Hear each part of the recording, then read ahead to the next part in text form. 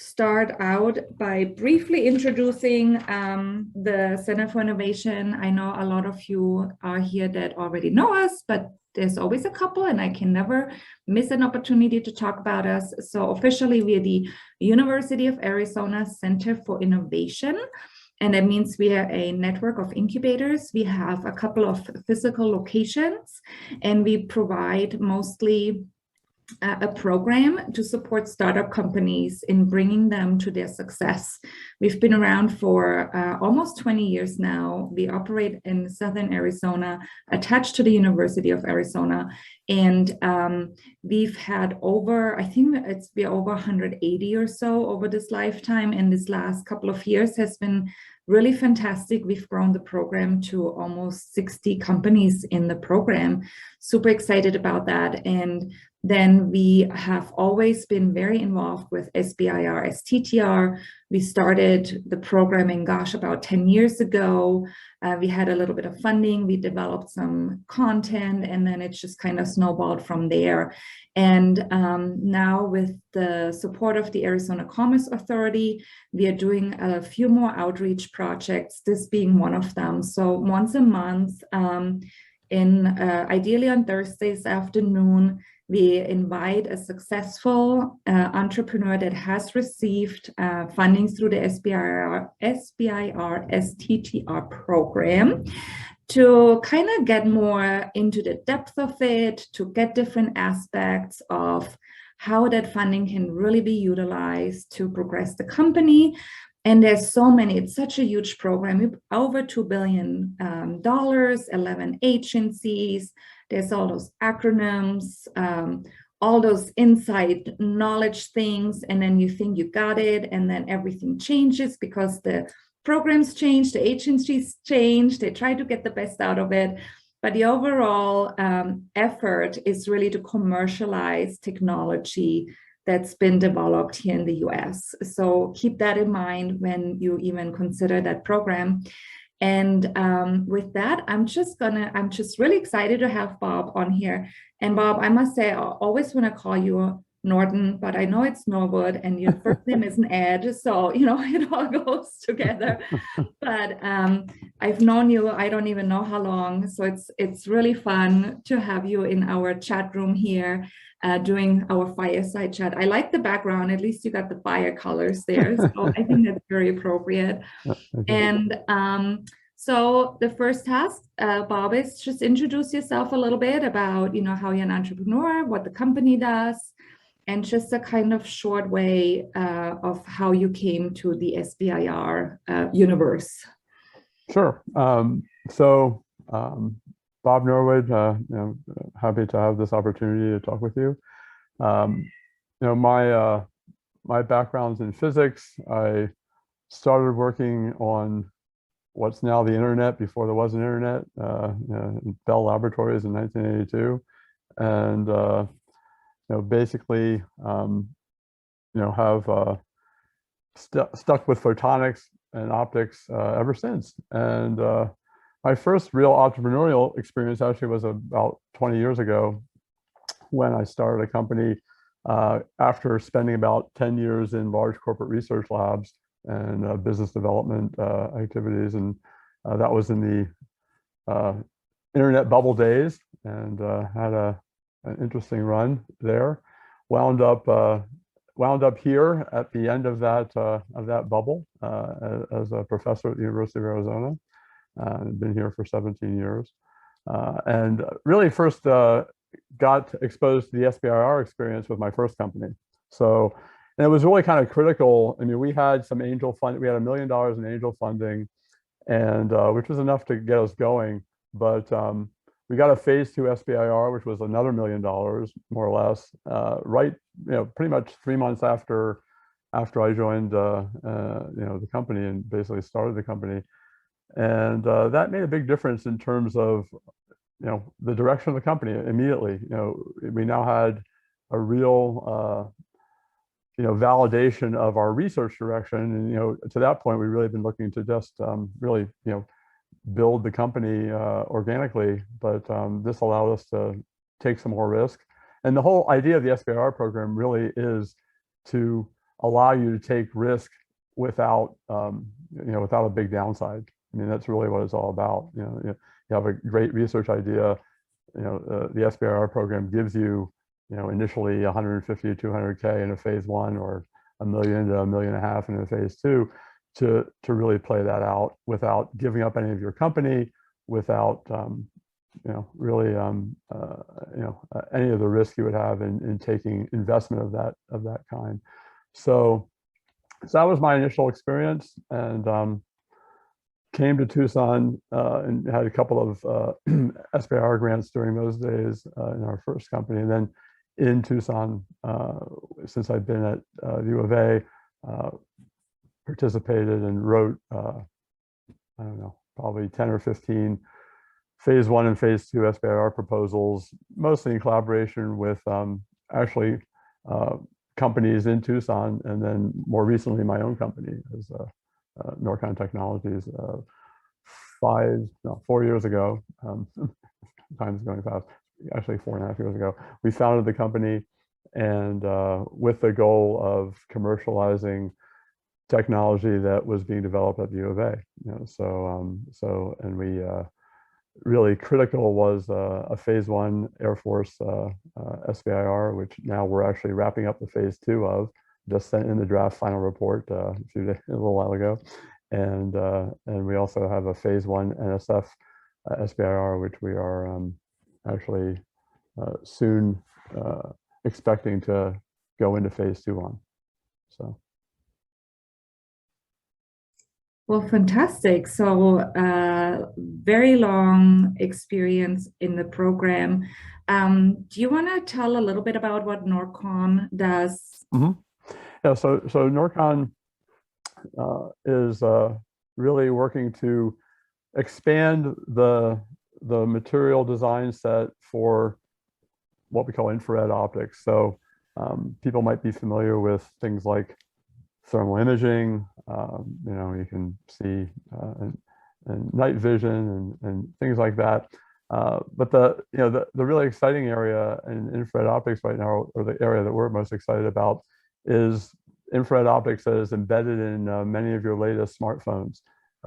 Optics allows you to do facial recognition that actually, where lasers are embedded in your phone, and the reflection of those lasers from your face is being captured and by detectors, and there's a quite sophisticated optical system that's involved in that.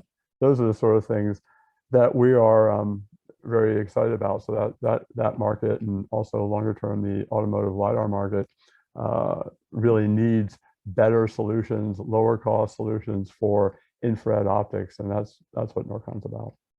Okay. And that's one of those ways, where it goes, like Anita is like not quite following, but I think I do understand some of it. So it's great. Infrared means you can't see it, but it's long wave, longer waves. It's toward the red. You can't see the UV either, but yeah. Oh, the blue and the red. I remember something about that. Right. So infrared is beyond the red. UV is beyond the blue. Infrared's the part you can't see beyond the red. Well, excellent. And having lasers in my phone, it's just like a whole new ball game now. Oh my gosh. So I did want to especially talk a little bit about, and you mentioned that just now, and I looked up your record. So you do have SBIR funding from the Department of Defense, Air Force. Mm-hmm. And the company also has SBIR funding through the National Science Foundation. Mm-hmm. So this is a lot of times when we work early on with companies about that, they don't understand or may not understand that even though it's all federal funding, you can't, there's the different agencies. Very different. You don't have to follow just one lane. That's right. So you can go to different agencies. Can you talk a little bit about that? How did you figure that out? How does that fit? And I believe you must have different either applications or technology, because you cannot receive federal funding from different agencies for one thing. So talk through that a little bit. Yeah, that's right. So basically, just at a high level,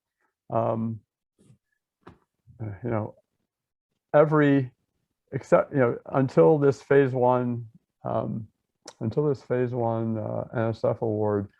And I'm thinking I was a subcontractor on a Phase I NSF award at the U of A some years ago with a silicon photonics company. But other than that, all of the SBIR funding that I've participated in has been DoD funding.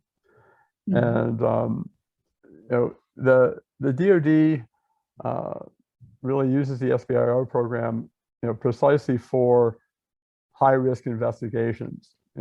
Things that they hope that there's a need, that they're interested in really out-of-the-box innovations, and they're willing to fund it to see where it turns out, both from an I would say offensive perspective where they could use it, but also from a defensive perspective to know, well, this particular path doesn't look like it's going to be so promising. And yes, it's dual use is a critical thing, and you have to go after something that has a commercial market, but the DoD's primary goal is to push forward innovation and technology as it relates to defense applications. So NSF is completely different, because at NSF, they are really just looking at commercial applications. They're looking at, you can look at NSF much more like you'd look at a VC. DoD, you don't look at them like that at all. It's really more addressing specific defense needs that have a commercial use. NSF is really looking at it from the point of view of, would a VC invest in this? Would a good angel group invest in this? So much more like that kind of investment. So that's been a key part of our positioning the company more toward the commercial space. And to the question with respect to what we're doing for the two different grants, it's very different. So for the Air Force, we're working on what's called guided wave optics, and the simplest way to put that is fiber optics. So fiber optics is what makes the internet work. We are doing guided wave optics for the Air Force in similar materials that we're doing the commercial things I talked about. I can't really tell you what we're doing for the Air Force because of the nature of that contract, but I can tell you it's guided wave optics, which is very, very different from a lens that you would put into a consumer device. So there was really no, and we did have to go through establishing and proving that that was indeed the case, that these were very different things, and that's something you can expect. If you have to say, yeah, we have funding from the Air Force, and then say how this is different and why there really isn't any conflict here. It is a new material, but you can do a lot of different things with glass as well. So you have to once you talk to it from the applications point of view, then you get that separation. But yeah, quite different. And I have to say, our CEO really pioneered the NSF connection, and for that one, and to get into the Air Force, I've been cultivating that relationship for a while with the program manager, and it worked out well. And that was, I benefited from relationships I built in Tucson with the folks at Raytheon and places like that. But for the NSF, we really played it by the book. I mean, the CEO went to a seminar given by, it was a virtual seminar, but given by the head of the whole NSF SBIR program. And really, we just said, okay, this is what they want. This is what we think we can do. We had a very robust NSF I-Core experience, which is something that NSF wants you to do as part of their SBIR. We talked to more than 100 companies during that process, and really that helped us refine the direction of our commercial business. Fantastic. I hope that really resonates. So I love how you have been able to do that. And you actually brought up kind of what I was going to talk about next, and that you mentioned the CEO. I believe when you first started Norcon, you were the CEO of the company, and I wasn't. I actually oh, you was. never were. I But was for a very brief period. I was the CEO, and well, there you go, the very brief period. So and we see that a lot where the technical person is kind of the CEO, just to kind of bring it to this next level. And you are also at the University of Arizona, a faculty member. Can you talk a little bit about how your role changed from the beginnings of the company to now, how you manage that? I assume you have more people in the company, because we do have a lot of our companies here in the incubator and perhaps on the call also that are in this, early phase where they're, doing everything. They're trying to get this funding, and then maybe they get it, and then they're trying to figure out how does this transition happen? And in your case, how did you maintain your faculty position while working in and on the company? Seems like you didn't sleep. well, no, well, I never slept that much, but but yeah, I think what it was critical really, because essentially when we formed the company, as many companies, for the first year or so, we were just trying to get something going. I mean, we didn't have any active contracts. We didn't really have any people or anything else to manage it. I mean, so we were just looking for an opportunity, and I kind of knew for a while that I wanted a company built around this new infrared optic technology. So we looked in that direction, and once we were able to get a Phase I funded, and to get a Phase I SBIR funded, you really don't have to be a going concern. I mean, anybody can write a Phase I SBIR contract, and you only have to be a actual business entity when the award comes, right? So I teach a class in innovation at the U of A, and I tell the students, any one of you in this room can write an SBIR Phase I proposal. There's nothing's keeping you from doing that. So initially we were just really trying to find an initial direction, and the Air Force thankfully gave us that in this area, which really was very specific and specialized application for them. And with respect to my role, I would say for this first year or two, yeah, I was spending just so much time just trying to set up contacts, find opportunities, and I took a sabbatical. So I took a sabbatical so the company was founded in 2017. I took a sabbatical in 2018 once we had gotten our initial grant, so that I would have extra time to work on the company. And during that time, I found our current CEO, and actually I didn't have to really look very far because he had worked with me as a marketing consultant in my first startup 20 years ago. And I knew he knew the technology space. I knew he had incredible network and contacts, and he doesn't happen to be in Tucson. He actually runs a company from Cambridge, Massachusetts. But I mean, we all know now that you can do things from anywhere. So that wasn't, we were kind of ahead of the curve as far as that was concerned. So yeah, it was necessary, during that sabbatical year to find, help. And, it really was during that time that I brought Jay Leibowitz as our CEO in, and he's done a great job, and he just, he works every waking moment on the company, and that allowed me to, ratchet back what I had to put in, when I came off a sabbatical, and so for the last couple of years, it's not been quite as crazy because Jay's been doing all the heavy lifting, and we were able to, of course, add a few people. I mean, right now we're basically 5 people,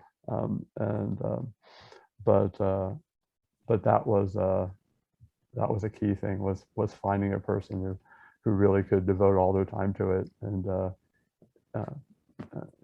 without that, it really would have been very difficult. Excellent. And I assume you prefer to work on technology rather Yeah. than. Yeah, and I mean, what I'm used to doing, I mean, with a good business person, and Jay's an excellent business person, um, is being the, basically the internal consultant. You have a meeting, we've had, at this point, hundreds of Zoom meetings with prospective customers and, and other folks where, Jay does the lead, introduces the company, talks about, what we're looking at from a point of view of the business. Then I talk about technology and, and then we separately address, the questions that come up, accordingly. So that's, you really need that. You need a team like that. And, I've, even back in my big company days, and I worked for what's now Honeywell, was Allied Signal at the time. I mean, that was how we did it. We had a business development person and a technical person. And I was a technical person, and a good team like that really can accomplish a lot. One person can't do it because you have to always have somebody listening, and if you're talking, you're not listening. Unless you're really good. So you need to have a good team where you have two good listeners and two complementary skill sets. Excellent.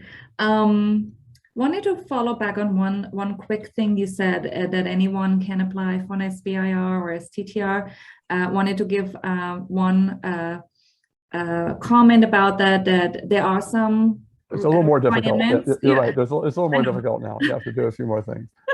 It's still pretty easy. But this is not what we will discuss here. We do have other sessions, so always look out for that. And we also here at the incubator we have a subject matter expert, Sonia Wunaut, who is actually on. Right. It's got a little bit harder. When I started doing it, that was the case. But yeah, you do need to actually have a number. You have to have the company set up at least, but that's a relatively easy thing to do. Yeah, it's not hard, but just wanted to point out that's not what we're here to talk today about, in case people are wondering why we're not talking more about it. We do other sessions about that, and like I said, Sonia is our expert here, so if you want to know how to get all that going, ping us and we can do that. Also want to mention, if you have any questions, put them in the chat so we can get to them.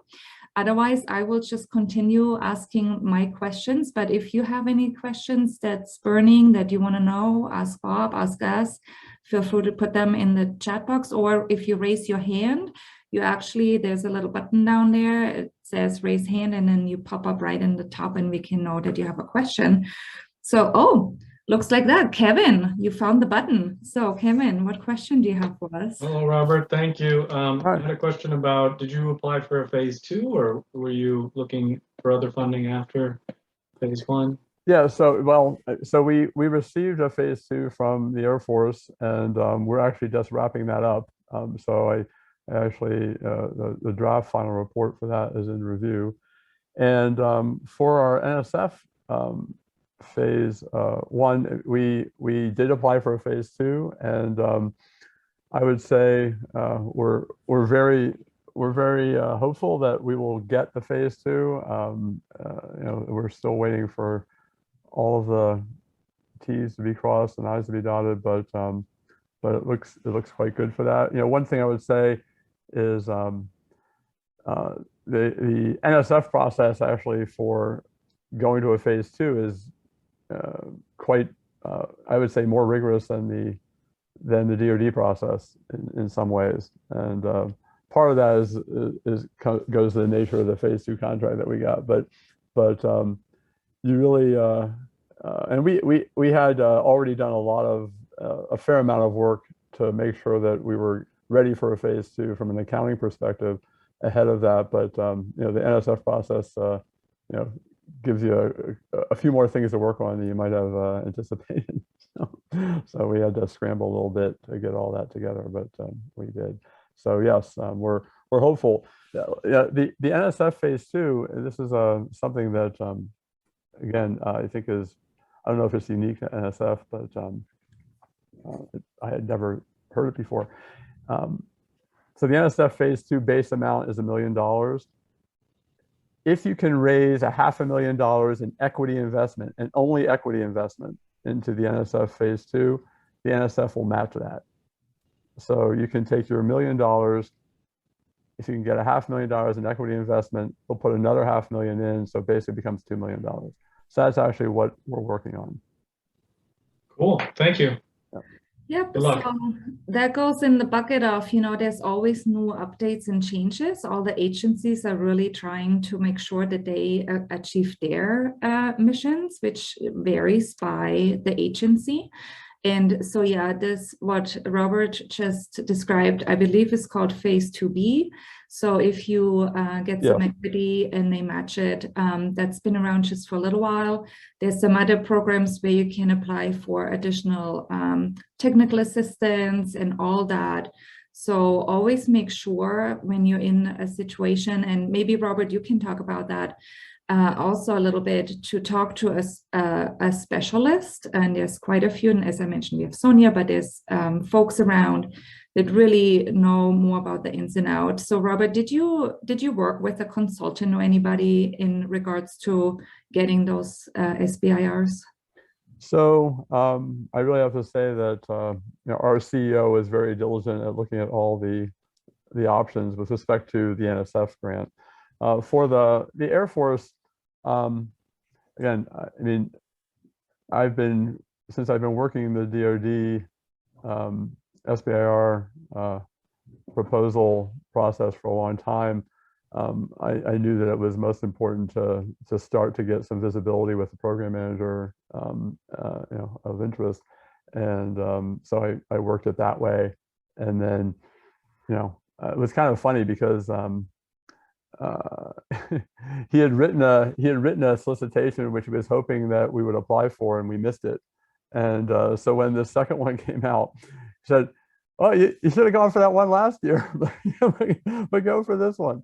But okay, so anyway, I think I have to say, with respect to the consultants, there certainly are some excellent people available to help you, and a lot of knowledge around the latest vehicles that you can apply for. But with respect to the NSF, our CEO he pretty much knew everything that was possible and decided that what we're going for was really what we wanted. Right, and that's what I see, if you have capacity in the company or you have an advisor mentor, that can be helpful to find out all this information, because there is SBA who manages the SBI program, does do a lot of webinars and whatnot. Yes. But again, sometimes we have this one or two people and they're so busy working on the company that sometimes it's worth maybe getting a consultant. Cameron, I saw your question in the chat box. Did Bob just answer that enough for you, or did you have additional questions on that? So it's about how did you build a relationship, and Bob, seems you've just been there for many, many years. Well, that's part of it. I mean, in this particular case, that's a very good question. So, the thing about building relationships is, you build a relationship, and then that can lead to other relationships, right? And that's what networking is. And in this case, we had built a relationship with a senior technical fellow at Raytheon who was plugged into all of the major research areas in the DoD, and he really saw a fit between the kind of things that we did and the kind of things that this program manager was doing. So he pretty much told him about us and just said, "Hey, there are these guys in Tucson." And this particular program manager actually went to the U of A, got his PhD in physics at the U of A, so he has a kind of a soft spot for Tucson. So so that was helpful. But yeah, there's no secret formula. You have to sort of take advantage of the opportunities as they come. And we were fortunate to have established a good track record with Raytheon in that regard. Yeah, and for those who don't know, Raytheon is considered a prime in the realm of Department of Defense. So a lot of times, they're the prime contractor, and then they have an obligation to contract with smaller businesses. And so at some point, there was a very nice gentleman. Of course, I forgot his name because he retired, and there's a new guy, and I don't remember if he's still there. They literally had someone here in Tucson at Raytheon looking for small businesses that can fulfill some of those requirements that Raytheon has, and then they would help the small business with the SBIR funding. So it's really a very networked opportunity. Right. When you have the technology that fits, there is support there because everybody sort of wants this to succeed.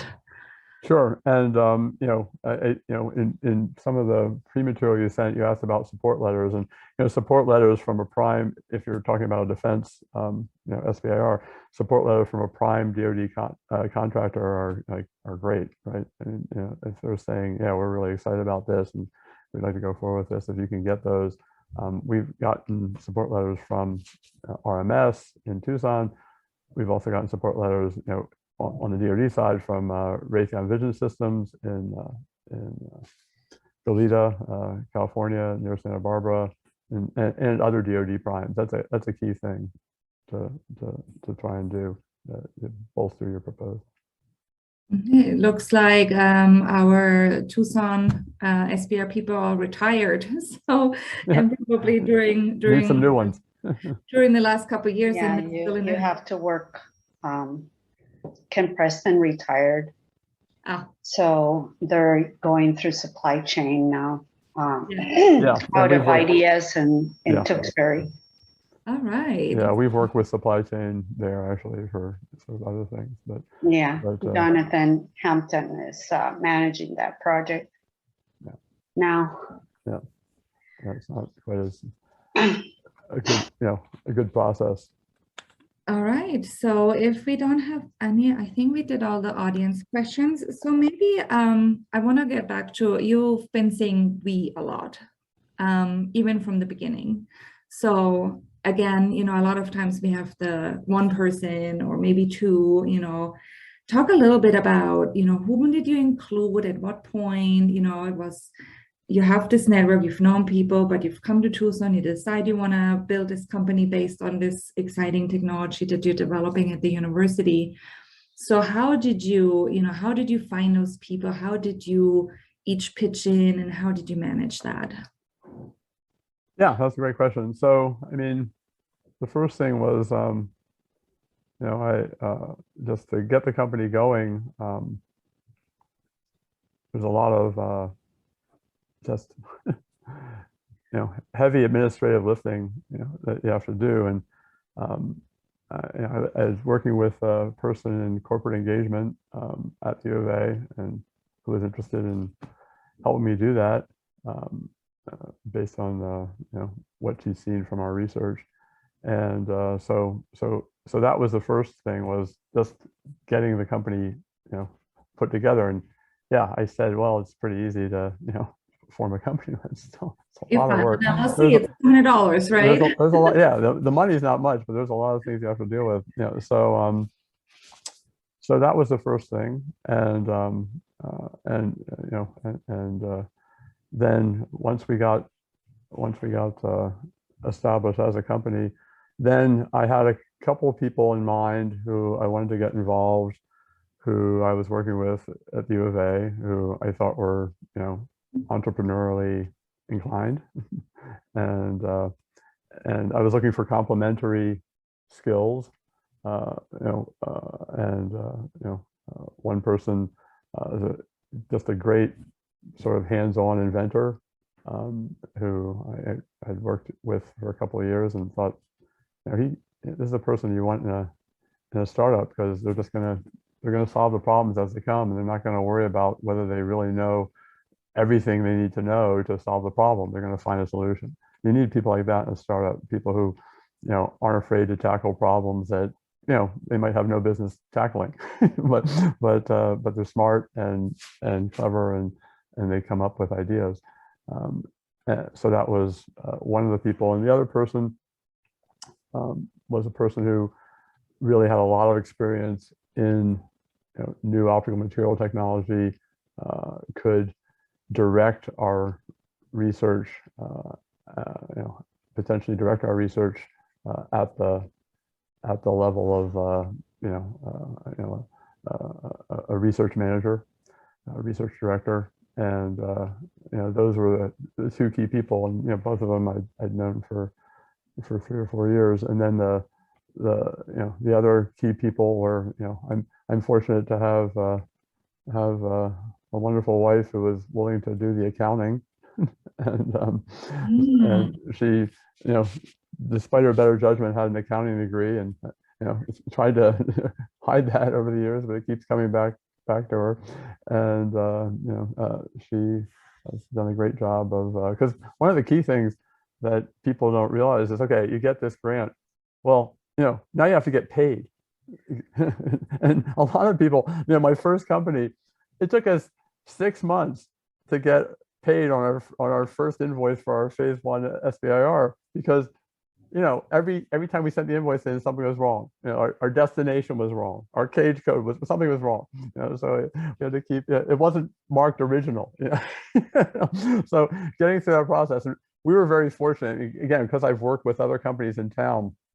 I worked with an extremely good person who worked with a couple of those companies who just really knew everything there was to know about DCAA and the accounting of the Defense Department and all of those systems, and how to basically get through the weeds so that we could get paid. And and my wife Mary worked with him to basically get us set up so we could do that. And then Jay, our CEO, was really the final key piece that would connect this small team to the market.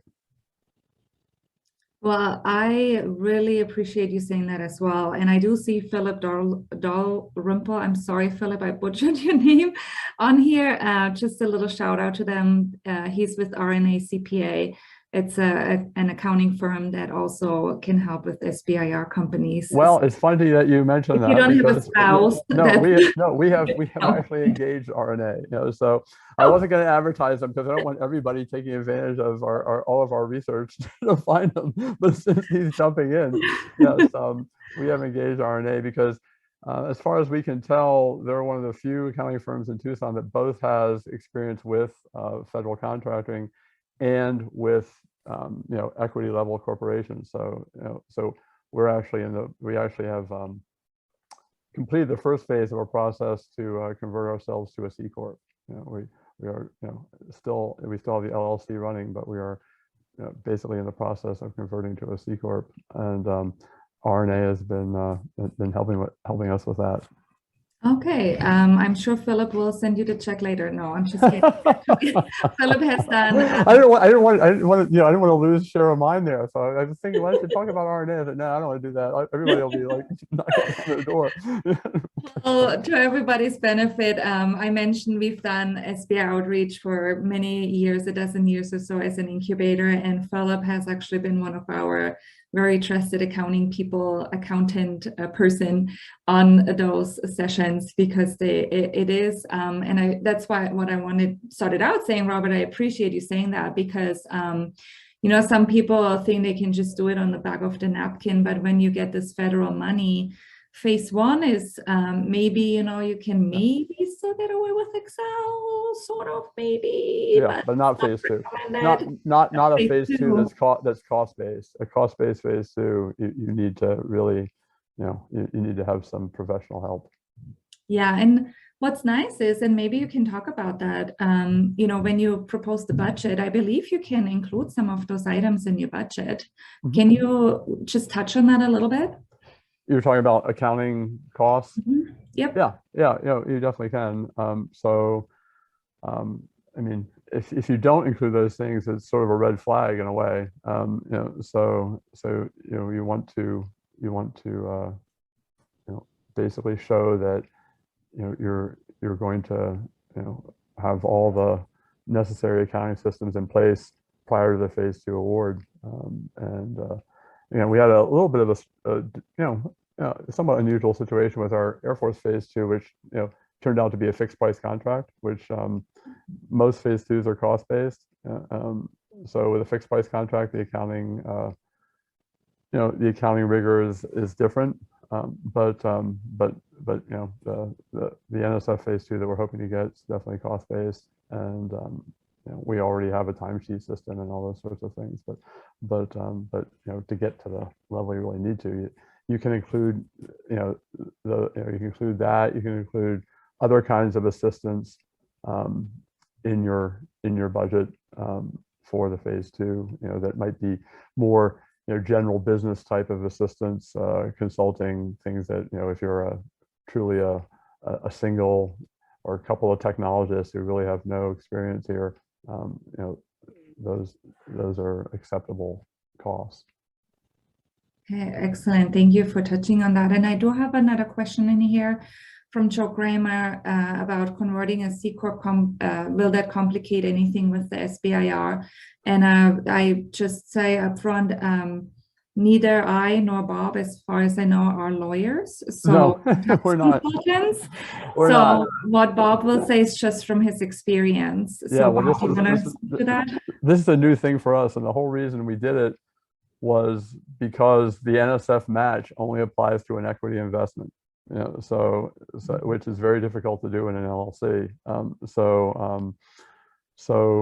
we said, well, if we want this NSF match and we really want to kind of supercharge the next phase of the company, we have to do this. So we worked with our lawyer. Who, I might as well say it's Larry Hecker, because I already was trying to hide the accounting, and also a well-known person here in Tucson, in case you're not from Tucson. Right, and so we've worked to basically execute that process, and we need to set that up prior to the phase two NSF being awarded, so that the awardee would be the C-Corp, not the LLC. Yeah, I mean, the main issues with respect to sort of finishing up the LLC work and completely moving to the C-Corp are mainly tax issues. So and our accountants are working with us on that. All right. So yeah, in that case, Sam and everybody else out there, or I'm sorry, it was Cameron, I believe. Make sure you do have one thing that we recommend actually for any company, even if without SBIR or STTR support, is that you have a proper accountant and a proper lawyer on your team. And that means, just maybe a few hours here and there might suffice. But, when I hear sometimes it's my brother's cousin or whatnot that will do the accounting work, unless it is a proper accountant CPA that has experience with startups, I cringe a little bit. Bob, maybe you want to contradict me or support me in this statement? No, I agree. I mean, it's just a question of the scale of the business. I mean, part of a startup, is knowing is kind of right tool for the job, right person for the time. You're evolving, and the people that you need to keep you going to the next step in your evolution change over time. It's inevitable. And I saw it in my first startup. Our first startup, the first 5 or 6 technical people we hired were basically scientists. And when we got to the point where, gee, we have to actually make products, well, then we had to hire the engineers. And that's a natural evolution. And if it's not happening, probably you're not going anywhere. So that's it comes down to judgment as to, okay, now we've got to take the step of engaging a really skilled accounting firm. Now we have to take the step of engaging a very knowledgeable business lawyer.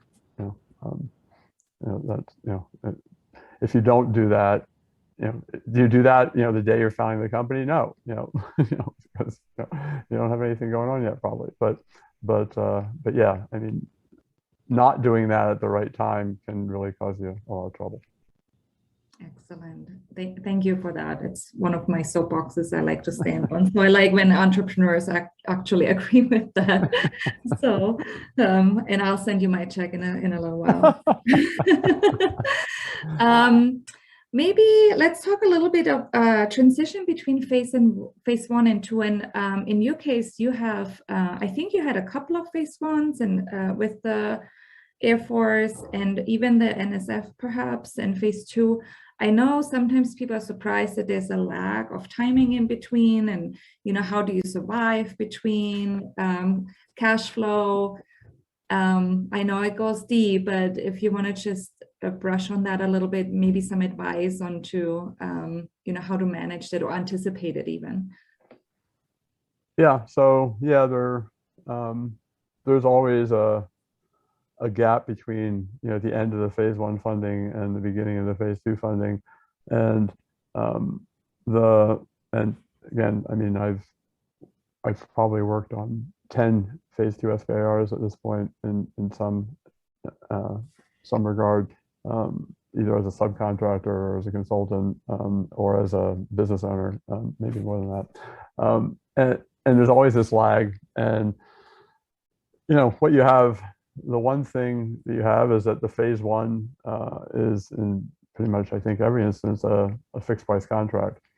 So if you've met all your deliverables and you've gotten everything done and they've paid you all the money, you can use that as a little reserve, to get you to phase 2. So you really have to, that is a different color of money. That is money you're being paid for something you gave them.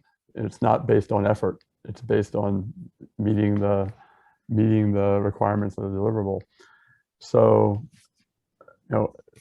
judiciously making sure that you're not really spending that money frivolously during the phase 1, and then during that transition period is very, very important. It helps to have.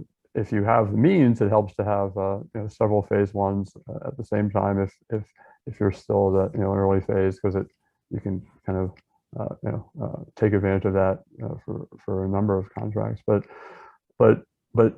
yeah, I mean, let's see. I'm trying to remember so for our Air Force, for our current Air Force phase 2, yeah, it was about a 6-month gap.